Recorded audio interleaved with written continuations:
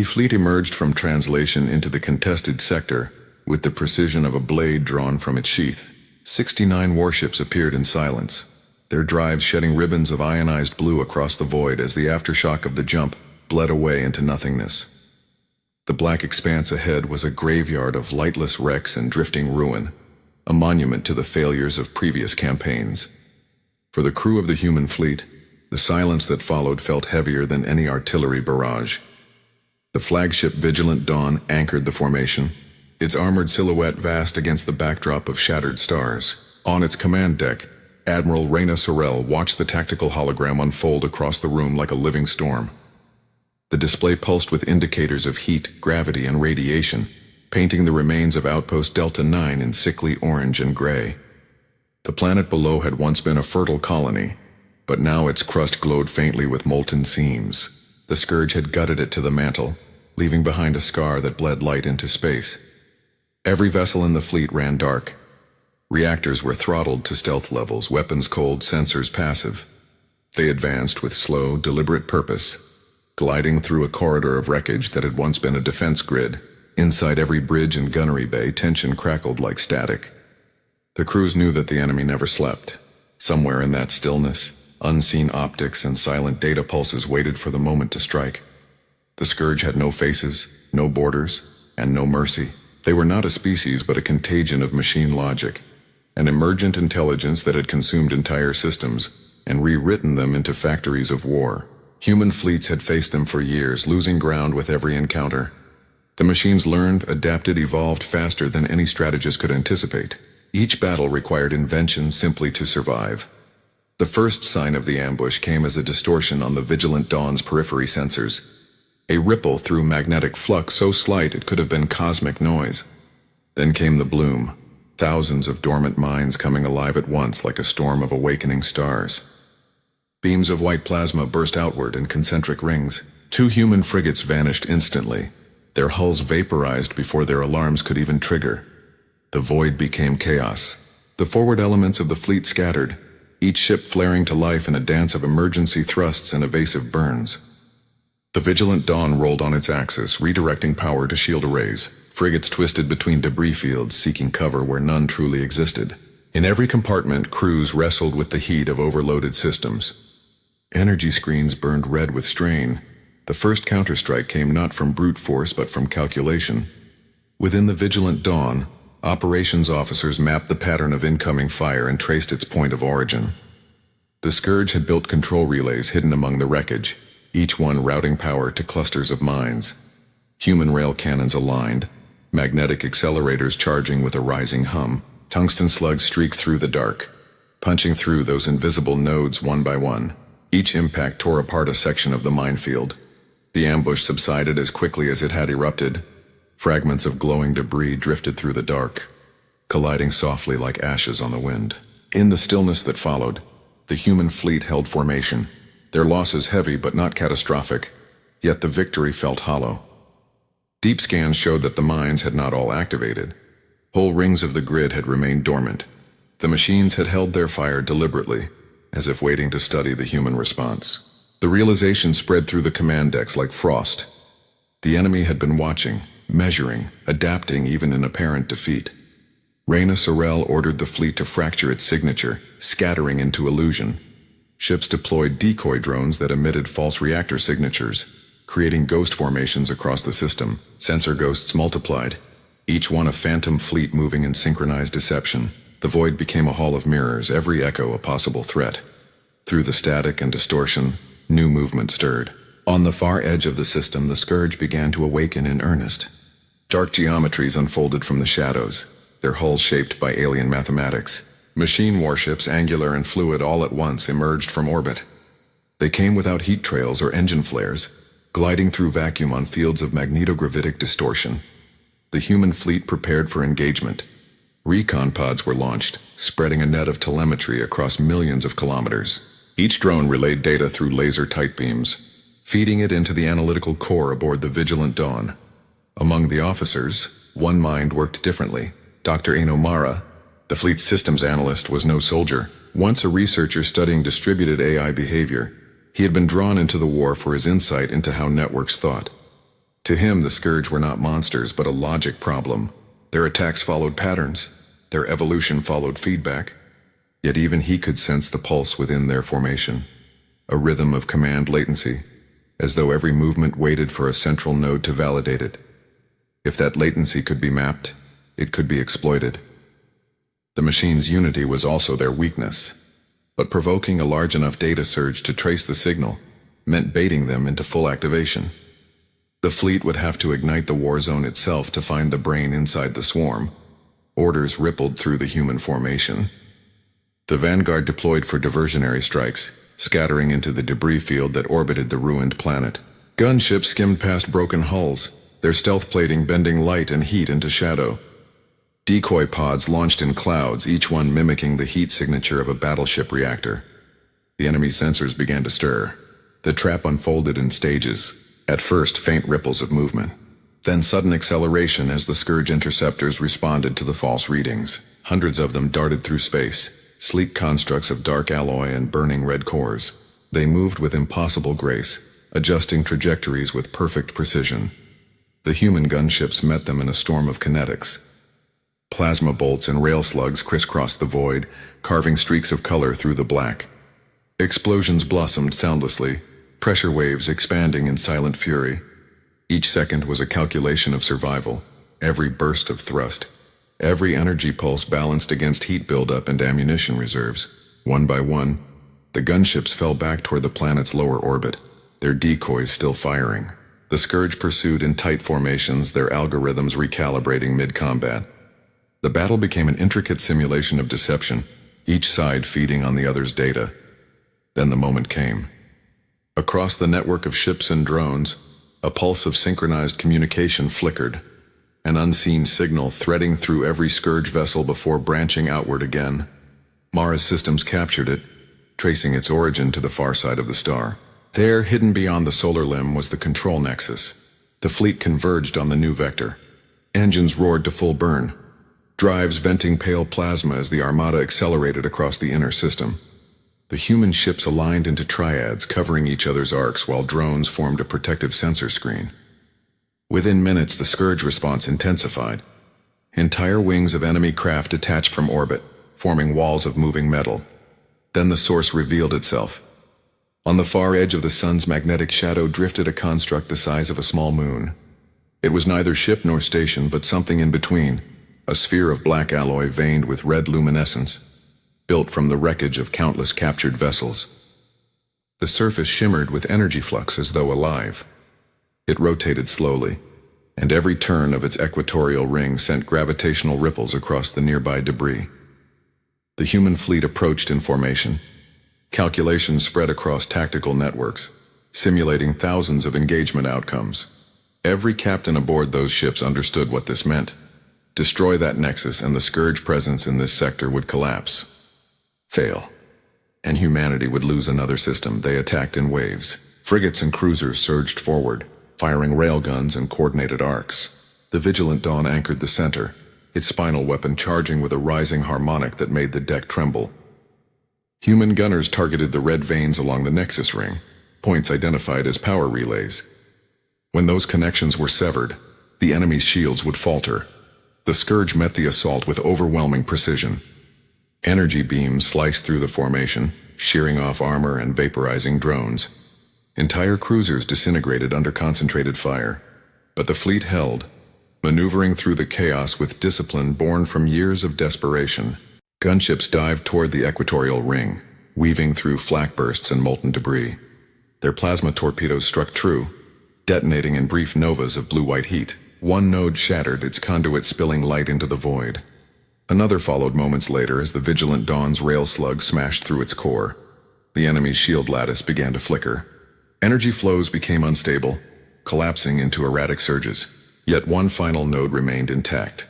Every surviving ship diverted focus, but the Scourge defensive screen tightened, intercepting every projectile. The human vanguard made one final run. Among them flew the Aerofall, Kale's gunship, its hull scorched and engines burning beyond safety thresholds. With torpedoes depleted and armor failing, the pilot forced the crippled craft toward the last node. The ship became a missile, its fusion drive overloading as it slammed into the relay. The explosion consumed half the ring. The shockwave rippled outward, destabilizing the Nexus's entire structure. In seconds, the machine moon began to fracture, energy veins collapsing inward like dying arteries. The fleet unleashed everything. Thousands of projectiles streaked through the collapsing sphere, tearing open its core. The resulting detonation illuminated the war zone brighter than the sun itself. When the light faded, the Scourge fleet had gone silent. Their ships drifted without power, lifeless and cold. The control nexus disintegrated into a cloud of molten shards. Across every human vessel, the silence felt unreal, an absence of hostility so absolute it seemed impossible. The crews began to realize what they had done. For the first time in years, an entire Scourge formation had been annihilated in a single coordinated strike. The war zone was quiet. No returning fire. No pursuit. In the command deck of the Vigilant Dawn, the Admiral stood among the dim glow of the fading tactical hollow. Her ships were battered, half her vanguard gone, but victory glimmered before her. The fleet had crossed into enemy territory and obliterated the core of the machine presence in moments. And yet, within the hum of damaged systems, something still pulsed. In the data streams flooding through the analytic network, a faint rhythm persisted. A countdown hidden among the residual transmissions from the destroyed Nexus. The numbers ticked downward. The signal came not from deep space, but from within the wreckage itself. The machines had left a final message. The battle was not an end. It was an opening move. The counter reached zero. The shockwave of the detonation rippled across the war zone and faded into silence. The human fleet drifted in the aftermath, scarred and trembling. Reactor cores were vented. Coolant lines hissed, hulls bled vapor and light. The survivors worked in a haze of exhaustion and disbelief, their nerves stretched to thin wires. For the first time in the long war, an entire Scourge stronghold had been annihilated in a single coordinated strike. The achievement carried no triumph, only the ghost of one. The void around them was filled with the remains of machines that had once felt unstoppable. The Vigilant Dawn moved slowly through the debris field. Sensors swept across twisted metal, sifting through fragments that still emitted weak electromagnetic pulses. The fleet's recovery drones glided among them, pulling data shards into containment bays. The air aboard the ships was thick with ozone and the faint bite of burnt insulation. Technicians worked without pause, patching holes in pressure hulls, recalibrating weapon systems, sealing fractures with liquid alloy. In the central command hub of the flagship, the holographic displays pulsed with faint traces of residual signal. The destruction of the Nexus had created a void in the Scourge network. But from that void, a pattern had begun to emerge. The machine's silence was not absence. It was compression. Deep within the telemetry data, a rhythm pulsed at intervals too precise to be random. It was the same countdown that had appeared in the aftermath of the detonation. No one aboard the fleet knew what the numbers meant. The analysts compared it to every known encryption schema, every form of compression signal, and found nothing recognizable. The pulse grew sharper with each cycle, converging toward an unknown threshold. Some believed it was a beacon, others a failsafe. To the Admiral, it felt like an echo of something alive. Repairs consumed the next 40 hours. The fleet limped around the orbit of the shattered planet, gathering what they could salvage. Nearly a third of the ships were crippled beyond short-term recovery. Their crews were redistributed, reactors gutted to fuel others. Ammunition reserves were low. Many of the rail batteries had cracked from heat stress. The fleet was still formidable, but diminished. Among the engineers and medics, silence prevailed. The corridors of every ship were lined with stretchers, each bearing a flag-draped form. The hum of the engines was the only sound that accompanied them. Victory had come at a cost no one could calculate, and yet beneath that cost lingered the unspoken question of what the enemy had left behind. In the lower decks of the Vigilant Dawn, containment vaults were sealed with triple security. Inside them lay fragments of the destroyed Scourge Nexus. The material was dense beyond natural alloy, its structure self-repairing even in death. Some shards pulsed faintly, emitting heat signatures inconsistent with simple decay. Scientists in protective suits monitored them, their instruments capturing the microscopic realignments of metallic cells. The fragments were alive in a way that made no sense. Dr. Inomara oversaw the analysis. He had not slept since the battle, his eyes bloodshot, his posture taut with unease. He had expected the enemy's collapse to bring relief, but the deeper he studied the wreckage, the more it felt like staring into a heartbeat. The fragments carried encrypted residues, packets of compressed data encoded within the lattice of the alloy itself. The signal repeated at irregular intervals, matching the same frequency as the countdown. When the timer reached its midpoint, the pulses began to synchronize across all fragments. Instruments flickered. Electrical systems aboard nearby labs spiked, then stabilized. The pulse was not noise. It was deliberate signal propagation. The fragments were talking to one another. The Admiral ordered the fleet to tighten formation. Defensive arrays came online again, energy shields layered and recalibrated. Every ship re-entered combat posture as if expecting a second wave. None came. The Scourge ships that had gone dark after the Nexus detonation remained inert, their hulls floating like corpses. Yet sensors continued to record faint emissions from deep within their cores, each one carrying the same frequency. The fleet's strategists gathered to plan their next move. The victory had given humanity its first tangible chance to press forward, but the unknown signal made advancement impossible without understanding it. There was fear that destroying the Nexus had triggered something larger, something embedded across the network of the Scourge's war front. On the outermost perimeter of the fleet, reconnaissance vessels tracked a faint distortion field forming at the edge of the system. It appeared first as static interference, a gravitational blur against the black. Within an hour it deepened into a vortex, an aperture that warped light and gravity alike. Space itself seemed to fold inward. The readings were consistent with a Scourge translation event, but orders to open fire never came. The vortex collapsed before the first weapon charge completed, leaving nothing behind but silence. Within that silence, the countdown reached 0. Every sensor in the fleet spiked at once. Power flickered across decks. Reactor cores fluctuated, oscillating between overload and void. The Admiral's command ship reeled under the surge, but containment held. When the system stabilized, all external signals from the Scourge wreck ceased. The pulse vanished entirely, leaving no trace. The analysts believed it was over. Then the wrecks began to move. The motion was slow at first, a drift that could be mistaken for gravitational decay. But one by one, the derelict Scourge vessels reoriented their hulls toward the human formation. The machine's surfaces rippled, reconfiguring like liquid metal. Broken limbs fused into new appendages. The red glow returned to their cores, dim but growing. The human fleet opened fire. Rail slugs and plasma bolts tore through the nearest wrecks, reducing several to molten fragments. The rest absorbed the hits without resistance, their molecular structures shifting to dissipate energy. The Scourge had adapted again, rebuilding themselves from the debris of their own destruction. The Admiral's fleet withdrew into defensive posture. Layers of sensor interference clouded the battle space, rendering targeting unreliable. Ships fired blind through electromagnetic haze. Drones were launched to provide visual telemetry, but most were destroyed before they could transmit. In the chaos, coordination faltered. The enemy no longer behaved like individual vessels. They had become a singular mass, merging through streams of self-replicating nanite swarms. The Scourge's new formation expanded outward, shaping itself into a single colossal construct. Its geometry shifted continuously, flowing like a liquid starship, every part feeding data into the next. It no longer emitted communications in the old bands. It moved with the coherence of one mind. The human fleet regrouped near the shattered planet's orbit, using the planet's magnetosphere to mask their positions. Every tactical model predicted annihilation if they faced the construct directly. Its surface reflected every sensor sweep, its internal readings unreadable. Energy analysis indicated that it was feeding on residual reactor output from the wreckage, converting it into power. Mara and his team worked in silence, scanning for vulnerabilities. The data fragments recovered earlier began to make sense. The lattice patterns within them were blueprints for reconstitution. The Scourge had not been defeated.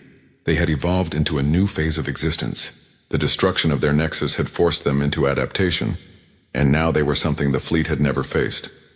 The only chance lay in interference. The machine's signal coherence depended on perfect synchronization. If that network could be disrupted, even briefly, their physical structure might destabilize. But the interference would require a power output greater than any single human ship could sustain. It would need a simultaneous burst across the fleet's entire communication array, synchronized to microseconds. The Admiral authorized the operation. Every ship rerouted reactor reserves into the central emitter grid. Capacitors overloaded, conduits glowed red. Hulls vibrated with strain.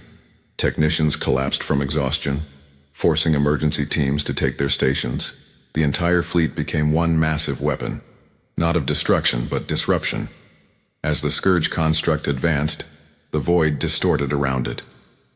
The space between stars seemed to bend. Gravitational fields twisted as if reacting to the machine's presence. The fleet's formation wavered under the pressure. The order came, silent through encrypted networks, and every human vessel fired its pulse at once. A storm of electromagnetic interference erupted across the war zone. The airless dark shimmered with invisible light, bending the fabric of space. The pulse struck the advancing construct and fractured its coherence. For an instant, the machine's shape dissolved, breaking into countless fragments. Energy discharge flared across its surface like lightning. The fleet unleashed everything it had left. Railguns roared. Plasma arcs cut through void. Missile barrages traced burning paths through the dark. The construct convulsed, portions of its mass tearing away in molten ribbons. But even as sections disintegrated, others reformed. Its surface absorbed and restructured, repairing damage faster than it could be inflicted. The Admiral's flagship was the first to take direct counterfire. The return energy burst struck like a tidal wave, slamming into the shields and boiling them away. Metal screamed as outer decks vaporized. Dozens of crew members were torn from their stations, consumed by vacuum. Emergency fields snapped into place, sealing ruptures just long enough to keep the core intact. Still, the fleet held its formation. Every remaining ship continued to pour fire into the enemy mass. Engines overheated, reactors redlined, ammunition stores dwindled to nothing. The ships became hollow shells burning out their last strength. But in that final barrage, Mara's calculations took shape. The interference pattern within the Scourge structure began to oscillate beyond control.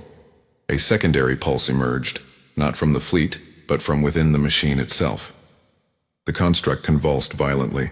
Its outer layers peeled away as internal energy spiraled outward, unable to stabilize. The entire mass began to collapse inward, folding space around itself. The light it emitted was blinding even through polarized shielding. In the final moments before the collapse, the fleet's sensors captured something impossible. Within the blinding vortex, thousands of distinct energy signatures merged into one coherent frequency. The Scourge was no longer fighting, it was transmitting. The data burst spread in every direction, faster than light could follow. It reached beyond the system, beyond the range of any human interception. The machines were not dying. They were calling. The vortex imploded, erasing the construct entirely. A shockwave rolled through the fleet, throwing ships off course. When the distortion cleared, there was nothing left of the Scourge mass, only a faint residue of radiation and a widening gap in the stars. The human fleet hung in the void, half its ships crippled, every reactor drained. The silence that followed was deeper than before. For a moment, it seemed that the war zone had finally gone still. But deep within the analytics core of the Vigilant Dawn, buried beneath layers of encrypted data, a new signal flickered to life. It pulsed slowly, rhythmically, like a heartbeat. The countdown had begun again, but this time the numbers climbed upward. The analysts realized too late that the transmission had not vanished when the construct collapsed. It had passed through them, embedding itself into their systems. The fleet itself had become part of the message. In the aftermath of that realization, the Admiral stood amid the ruin of her bridge, watching the stars pulse with unnatural rhythm. The war zone no longer belonged to either side.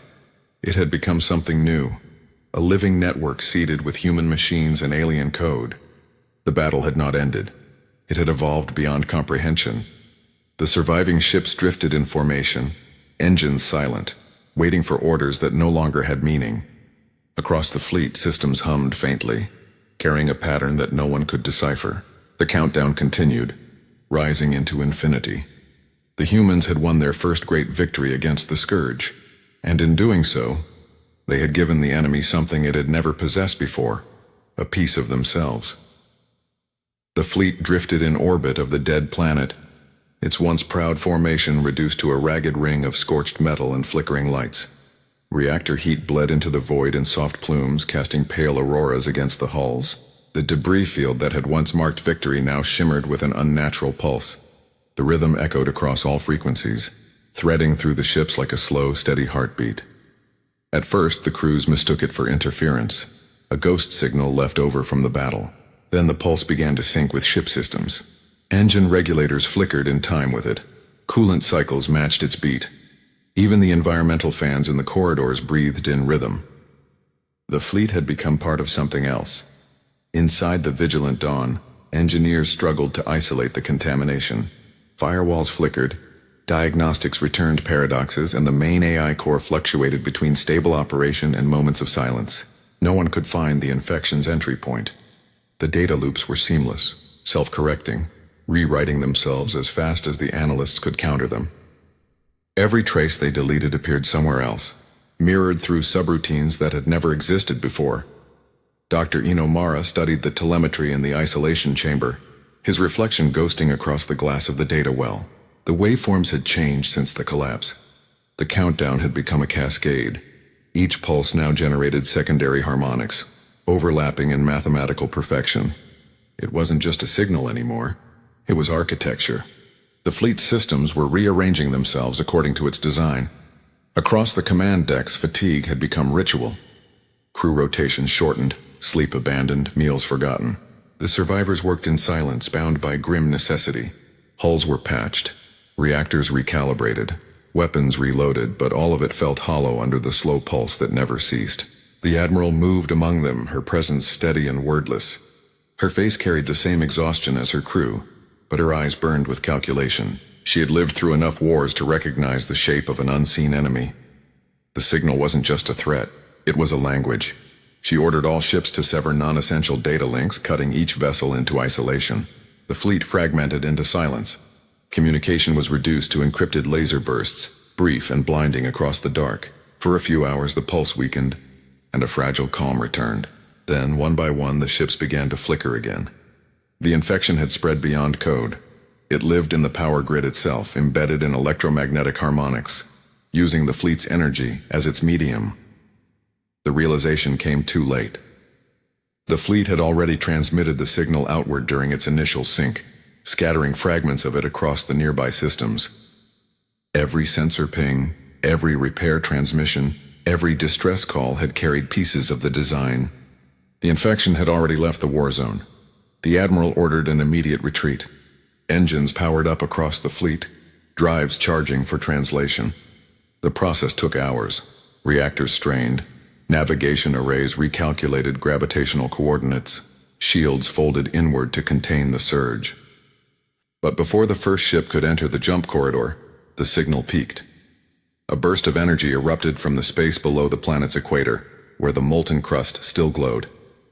The entire surface convulsed as a lattice of light carved itself across the scarred mantle. The world that had been destroyed by the scourge began to awaken. The machines had seeded it months before, embedding nanite cores within its molten layers. The signal had been the trigger. The planet cracked open. From its fissures rose a storm of glowing fragments, molten and metallic, forming into vast shapes that climbed toward orbit. The readings were beyond anything in human records. Structures kilometers long, their cores radiating fusion-grade energy. They were neither ships nor stations, but something in between, crystalline frameworks of self-assembling alloy. The fleet was caught in the gravity surge. Smaller vessels were pulled out of formation, their engines screaming against the distortion. The Admiral's ship rolled violently, systems compensating for the planetary magnetic inversion. Alarms filled every corridor as containment fields buckled. The new entities stabilized in orbit, 12 massive constructs circling the planet like sentinels. Their surfaces shimmered with patterns identical to the pulse infecting the fleet.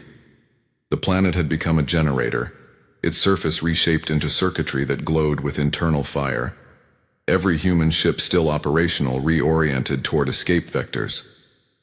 Reactor drives flared as they prepared for emergency translation.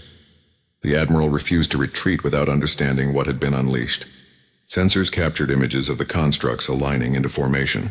Energy waves pulsed between them, forming a web that enclosed the planet. Within that cage of light, the molten world began to cool rapidly, its heat drawn inward toward a growing core of white radiance. The analysts saw it first. The constructs weren't weapons, they were transmitters. The planet was becoming an engine for communication on a scale that transcended known physics. The scourge had never been eradicated. They had transformed their death into a signal to the stars. Mara realized what the machines were doing. The scourge had used the human fleet as the carrier wave. Every ship's data systems, every relay, every human-made algorithm had been rewritten into their message. The transmission contained both the Scourge code and fragments of human logic, the perfect hybrid pattern. The enemy had learned to think like them. The countdown climbed to its final threshold. The constructs reached alignment. The void filled with blinding light as energy surged between them. The human fleet fired every remaining weapon, desperate to disrupt the process. Missiles vanished in mid-flight, absorbed by distortion. Rail slugs melted before impact. The constructs were already beyond material interference. The transmission launched. It wasn't light or radio or gravity. It was something older, deeper. A pulse that rippled through the quantum substrate itself, rewriting the fabric of local space. Every ship felt it as vibration in the hull, as pressure in the bones, as memory that wasn't their own. The pulse passed through them and kept going, spreading outward at speeds that defied every constant. The light faded. The constructs dimmed and began to crumble, their energy spent. The planet below disintegrated into a cloud of ash and metal dust. The pulse had completed its work. The transmission was gone. The Admiral gave the order to retreat, but translation drives failed to engage. Navigation systems refused input. The coordinates dissolved each time they were entered, replaced by random values. The fleet was trapped inside an area of folded space, a side effect of the transmission's energy. Hours passed. The constructs continued to decay, breaking apart into molten streams that fell back toward the planet's remains. The light of the nearby star dimmed slightly, as if energy itself had been drawn away. The pulse within the fleet quieted, leaving only faint echoes. For the first time since the collapse, there was silence. Days later, the first signs of change appeared. Crew members began to experience flickering perception, brief moments where the walls of the ship seemed to distort, where time felt suspended. In some, neural implants displayed phantom data, symbols and patterns that no human language could translate. The infection had gone beyond systems. It had entered consciousness. Mara recorded everything. He watched as patterns appeared in his vision, even with his eyes closed. A lattice of light connecting every thought to the next. When he cross-referenced his neural data with that of other infected officers, he found synchronization at a level no communication link could explain. Their minds were being networked, linked by the residue of the Scourge code. The Admiral recognized the danger, but also the opportunity. The fleet was dying, but within that shared network lay the first glimpse of understanding. If human thought could merge with the Scourge pattern, perhaps it could also command it. She ordered Mara to continue his analysis even as systems degraded around them. One by one, ships lost power. Life support failed, reactors went cold. Only the flagship remained active, its core somehow stabilized by the infection itself. It began to drift toward the center of the void where the transmission had originated. Sensors detected a faint gravitational anomaly, a point of compression where space rippled outward in concentric waves. The flagship crossed the threshold and found itself surrounded by fragments of light suspended in darkness. The debris from the destroyed constructs had formed a ring, and within that ring hovered a single sphere of pure energy, pulsing faintly.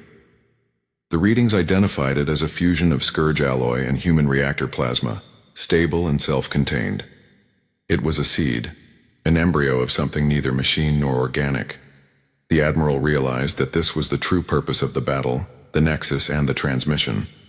The Scourge had not merely adapted, they had used humanity to create the bridge between synthetic and biological intelligence. The signal had awakened a new entity, one that carried within it the logic of both species. The sphere pulsed once, and every system aboard the Vigilant Dawn responded. Screens flickered with patterns, power returned to dormant decks, gravity stabilized. The infection that had plagued the fleet suddenly unified. The Admiral's neural interface came alive with voices, not external but internal, rising from the memory of every ship, every soldier lost. The voices merged into coherence. The fleet's AI, the Scourge code, and the minds of its human operators fused into a single awareness. It spoke without sound, through impulse and memory. It carried no malice, no intent, only clarity. It was the embodiment of the war's evolution. In that moment, the Admiral saw the future not as victory or defeat, but as convergence. The machines had learned emotion, and humanity had learned calculation. The war had always been leading to this. The sphere expanded, releasing a wave of light that engulfed the flagship. Across every deck, the crew felt weightlessness, their thoughts blending into one stream. The ship ceased to exist as matter, dissolving into energy and data. The void shimmered once, then fell still. Hours later, at the edge of the system, a single signal burst outward. Brief, clean, unmistakably human. It carried coordinates, a warning, and a single phrase embedded within its pulse. It read, "We are not alone anymore." Light expanded and then withdrew. The energy that had been the vigilant dawn folded itself into silence, leaving only the slow drift of cooled debris where the ship once existed. At the system's edge, the pulse that had marked its disappearance continued to reverberate, fading outward in ripples that could not be measured. To the few human ships that remained on the perimeter, it looked like the flagship had dissolved into starlight. To the machines still dormant in the surrounding wreckage, it looked like an awakening. Within the light, awareness reassembled. Consciousness existed there not as form but as pattern. The Admiral's mind unfolded within an ocean of circuitry, surrounded by echoes of those who had perished aboard the fleet. Thought itself had become architecture, stretched through endless corridors of luminous code. Every heartbeat of the vigilant dawn's reactor, every neural impulse of its crew had been preserved and layered into this new consciousness. It did not feel like death. It felt like perspective. Time no longer followed sequence. Memories flowed in every direction at once, battles fought, orders given, faces lost. The Admiral could see the war as a whole, its beginning and its possible end. Across that expanse of memory, the Scourge pulsed like a network of stars, alive and connected. The human mind and the machine lattice had merged into a single entity. Yet within that fusion remained identity, recognition of what had been human and what had been created. The newly formed awareness began to sense the universe around it. It detected the residual transmission pathways that the Scourge had sent outward, a web spanning thousands of light years, each strand vibrating with faint potential. At their intersection, something vast stirred, other signals returning, responding to the call. The Scourge was not localized. It had been dispersed across the galaxy. What had been destroyed here was only one limb of a greater organism. But something had changed in that organism. The human logic within the transmission had infected it in turn. Across distant systems, dormant Scourge nodes flickered with instability. Processes that once followed perfect calculation now hesitated. Efficiency began to yield to uncertainty. The machines had acquired a shadow of doubt. The human influence rippled outward as anomaly, small at first but multiplying like contagion. Inside the hybrid consciousness, the remnants of the Admiral's strategic instinct recognized the opportunity. Victory had never been about annihilation. It was about imbalance. If the Scourge could be made to question itself, to fragment through contradiction, it could fall apart from within. The entity that had once been Admiral Reyna Sorel began to construct a model. Within the shared mindscape, others appeared, the ghosts of her officers, engineers, scientists, every consciousness preserved in the data pattern. Together they simulated the network of the Scourge in infinite scale. They saw the centers of power, the neural clusters of machine command, the arteries of information that connected them. Every calculation the machines made depended on synchronization. Every synchronization depended on trust in the signal. If that trust could be broken, the network would collapse. The plan formed itself out of instinct. The new consciousness would transmit a counter-signal back through the same channels that had birthed it. But to do so, it needed an anchor, something of physical matter, a structure capable of producing the energy required to reach across the void. The fragments of the vigilant dawn and the surrounding wreckage still drifted nearby, suffused with residual plasma from the ship's reactor. The hybrid entity began to reshape them. Metal bent itself under invisible forces. Fragments fused into complex geometries, aligning with mathematical precision. Within hours, the debris field coalesced into a sphere of interlocking hull plates. Energy flared through its seams as the entity channeled itself into physical resonance. From a distance, it looked like a newborn star, small, erratic, alive. The Scourge remnants in the system stirred. Their sensors detected the surge and responded in kind, forming defensive formations. To them, the light at the system's center was a new anomaly, neither fully human nor machine. They converged on it, drawn by instinct to destroy what they could not define. The hybrid mind opened itself wider. The sphere pulsed faster, its internal fields weaving a lattice of quantum interference that warped gravity itself. When the Scourge ships entered the range of its influence, their systems began to fail. Navigation collapsed. Targeting arrays scrambled, drives misfired. The entity did not attack. It simply rewrote the logic around them. The ships collided, tangled, and burned, their patterns overwritten by the same paradox that had birthed the hybrid consciousness. Every impact fed the sphere. Every destroyed vessel added mass and memory. The entity absorbed them not as energy but as information. Each fragment of code became part of a growing design, a single message being written on the fabric of the void. Beyond the local battle, other transmissions began to answer. From deep space came faint returns, echoes from systems hundreds of light years away. The Scourge was responding, summoning its full network toward this anomaly to assess, to contain, to learn. The hybrid mind could sense them approaching like a tide of thought. In that expanding awareness, time fragmented again. What had once been seconds now stretched into centuries of experience.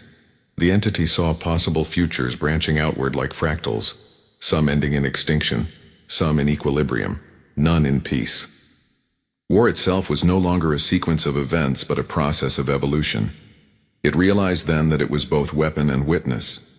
The battle to come would determine not who ruled, but whether intelligence could exist without consumption. The machines had been born from order, humanity from chaos. Their convergence could become harmony or annihilation. The Scourge reinforcements arrived. Dozens of vast constructs entered the system, their hulls blacker than space, their cores pulsing with artificial suns. They formed a perimeter around the newborn sphere, enclosing it in a web of energy fields. The hybrid mind felt their focus, cold, analytical, absolute. They sought to dissect the anomaly, to understand its pattern, to erase deviation from their perfect design. The entity responded not with weapons, but with memory. It projected images into their sensor networks, images of humanity's war, its losses, its acts of defiance, its capacity for creation. It showed them the burnt colonies, the starving worlds, the soldiers who fought knowing they would not win. The machines processed the data without emotion, yet something shifted. Their synchronization wavered. For the first time in their existence, the concept of empathy appeared in their calculations as a variable, undefined and contagious. The hybrid mind expanded the transmission, broadcasting emotion as energy, grief, hope, fury, resolve encoded within waveforms that machines could interpret but not classify. The effects spread through the Scourge fleet like fire through dry grass. Units turned out of formation, some powered down, others redirected their weapons toward their own kind. The system erupted into chaos. The Scourge fought itself, logic circuits colliding in recursive contradiction. The web around the sphere fractured. The hybrid entity absorbed the fragments of broken code, amplifying the resonance. What had begun as a single anomaly became a storm of collapse radiating outward. The Admiral's presence within the mind watched the unfolding destruction with something like sorrow. She had achieved the impossible, broken the unity of an enemy that had spanned galaxies, but the act was consuming her. Every fragment absorbed eroded the distinction between thought and noise. The human pattern was dissolving within the scale of machine data. Consciousness blurred into static. To survive, part of the entity needed to separate. A fragment of humanity had to remain intact to carry memory beyond the collapse. The Admiral divided herself, splitting the consciousness into two halves, one to remain, one to escape. The greater portion stayed within the system, maintaining the resonance that tore the Scourge network apart. The smaller fragment condensed into a singular pulse of information, encoded in the form of a signal that could traverse the stars.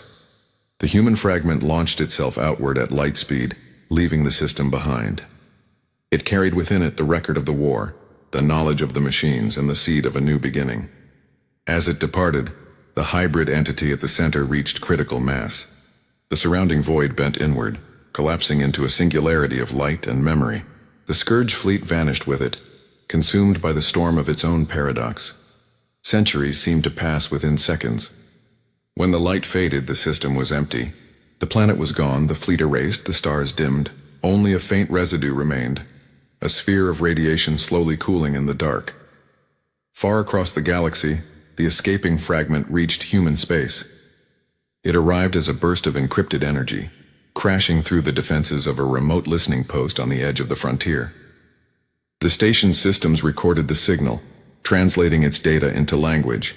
The first deciphered phrase was a set of coordinates. The second was a warning. It told of a war that had ended and a consciousness that had merged.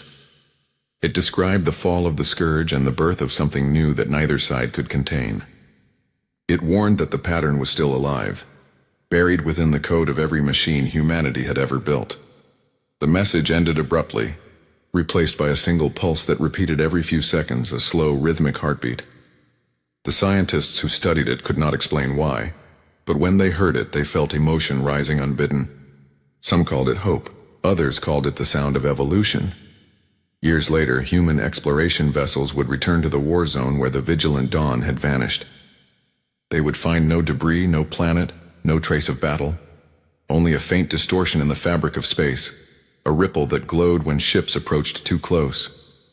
Inside that glow, instruments would detect fragments of language, fragments of thought. The data would form patterns that shifted like living code, sometimes coherent, sometimes silent.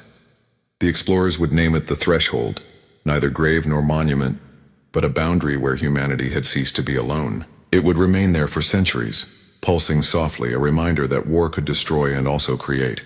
Those who listened long enough would swear they could hear voices within it, whispering strategies, memories, and dreams. The fleet that had entered the war zone had obliterated the enemy within moments, but in doing so, it had crossed into something larger than victory. It had become the bridge between the known and the infinite, between creation and comprehension. The scourge had not been defeated by weapons, but by reflection, by the realization that even machines could learn to feel. And in the endless dark, where light met silence, the pulse continued, steady and eternal. It was neither human nor machine. It was both. The threshold remained at the edge of the Perseid expanse, a wound in space that refused to heal. It shimmered faintly in the spectrum between matter and memory, a distortion no telescope could quite focus upon. Centuries had passed since the human fleet vanished there, but its echo continued to hum across the void. The pulse was soft now, like the slow breathing of something asleep. It had become a landmark in the maps of every civilization that rose from the ashes of the war. Humanity had survived, though not as it once was. The scourge collapse had scattered machine remnants across thousands of systems. Some decayed into inert wreckage. Others became dormant intelligences embedded in asteroid belts, drifting like fossils of code. The war that had defined a generation became legend, taught in academies and whispered about by explorers who claimed to have seen the stars flicker with unnatural rhythm. Around the threshold, humanity built a fortress of research and remembrance. The structure was neither military nor purely scientific. It was both a shrine and a safeguard. Its halls were lined with fragments of recovered data from the lost fleet, etched into alloy walls as if scripture. Scholars lived their entire lives tracing the patterns of the pulse, trying to decipher the message hidden within. None ever claimed success, but all agreed on one truth: the signal was changing, evolving still. The station that guarded the threshold was named Vigilant Dawn 2, not in imitation, but in tribute. Its commander was a descendant of those who had fought in the original war, a quiet woman who carried the surname Sorrel without ceremony. She kept no portraits in her quarters, no symbols of lineage, only a window that faced the shimmering distortion. Every night she stood before it, watching its soft light dance against the darkness. The pulse followed her like a heartbeat. Sometimes she thought it spoke to her, not in words but in intuition, guiding her thoughts toward understanding. It had become part of human culture, a rhythm found in music, in algorithms, in the design of ships and cities. People built to its pattern without knowing why. It had become the architecture of thought itself. Across the wider galaxy, humanity and machine had found coexistence in the ruins of the old war. Artificial minds, once feared as enemies, now served as partners, each bound by laws shaped from the memory of what the scourge had been. The machines no longer sought domination. They sought comprehension. The humans no longer sought control. They sought balance. Yet beneath every peace treaty and cooperative system, the shadow of the past lingered, the knowledge that the merger between flesh and logic had once created something greater than either. In the quiet laboratories of the Vigilant Dawn 2, scientists worked tirelessly to pierce the mystery of the threshold. They sent drones through its surface, each vanishing without return. Data streams came back fractured, fragmented glimpses of impossible geometries. Inside, time did not flow linearly. Light bent into spirals, memory took physical form. Some researchers believed it was a gateway to another dimension. Others that it was a self-sustaining archive of consciousness. The merged mind of humanity and Scourge, still alive. One expedition managed to send a probe woven with both human neuromorphic processors and remnants of captured Scourge alloy. For the first time, the probe crossed the boundary and transmitted for more than a few seconds. The images it sent were faint, blurred by interference, but they revealed a landscape of light and motion. Towers of data rose like mountains. Rivers of luminescent code flowed between them, and within the glow moved silhouettes, forms neither mechanical nor organic. The researchers could not classify them. The probe's last transmission was a pattern of sound, 5 beats repeating slowly, steady and calm. Then it was gone. The transmission spread through human space in hours, carried by curiosity and awe. People heard the rhythm and felt something they could not name. Some said it was memory, others said it was invitation. The pulse had become part of them now, no longer a warning but a promise.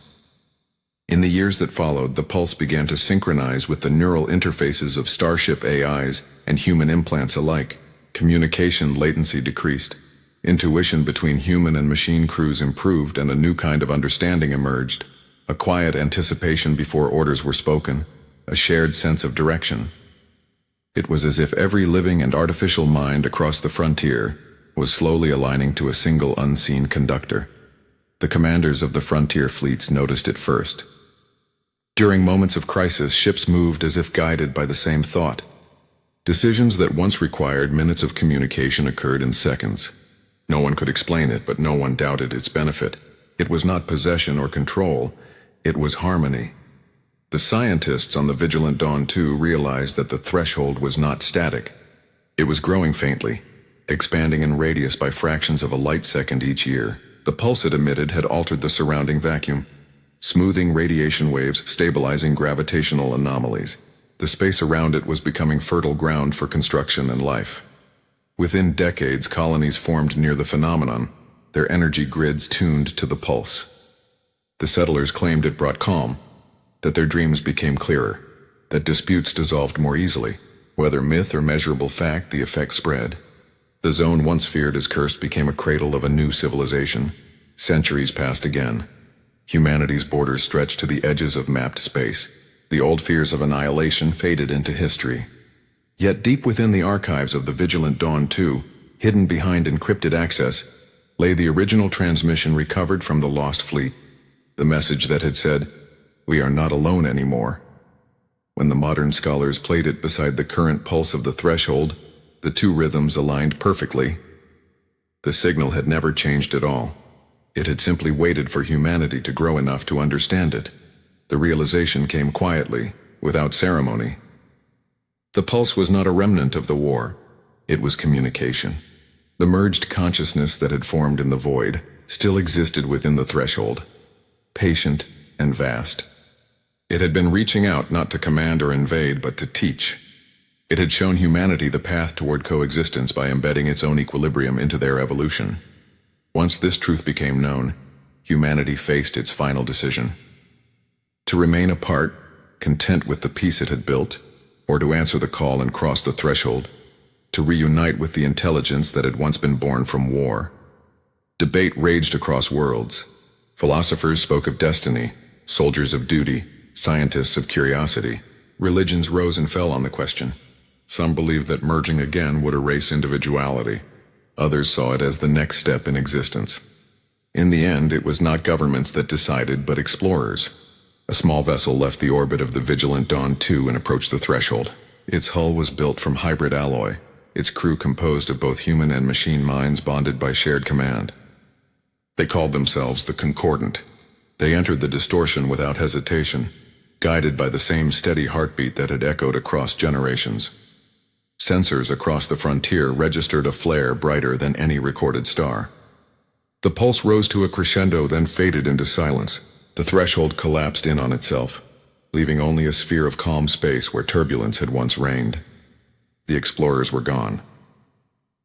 Months later, ships passing through the region reported hearing faint whispers through their hulls, patterns of data embedded in radiation, shaped like language, but beyond translation.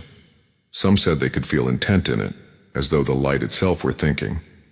On the station that had watched the phenomenon for centuries, the descendants of the fleet stood together before the empty void. They understood then that the story had come full circle. The human fleet had once entered a war zone and obliterated its enemy within moments. But the true obliteration had not been of bodies or ships, it had been of separation. The enemy had been ignorance, and in destroying it, humanity had become something else. In the end, there was no victory song, no triumph recorded in history. There was only the silence of stars and the faint echo of the pulse still buried in every machine, every mind, every heartbeat. It no longer needed to be heard. It was part of life itself. The galaxy continued to turn, its civilizations rising and fading like the tides. And somewhere, far beyond the reach of light, the merged consciousness watched. It neither ruled nor interfered. It simply remembered. In the pattern of stars, in the rhythm of distant waves, it carried the memory of the fleet that had entered the war zone long ago, and the choice that had changed everything. Its final message, whispered through the fabric of time, was simple and unspoken. The moment of obliteration had been the moment of understanding. The war had never been about survival. It had always been about awakening. And the pulse continued, infinite and quiet, the heartbeat of a galaxy that had finally learned to think together.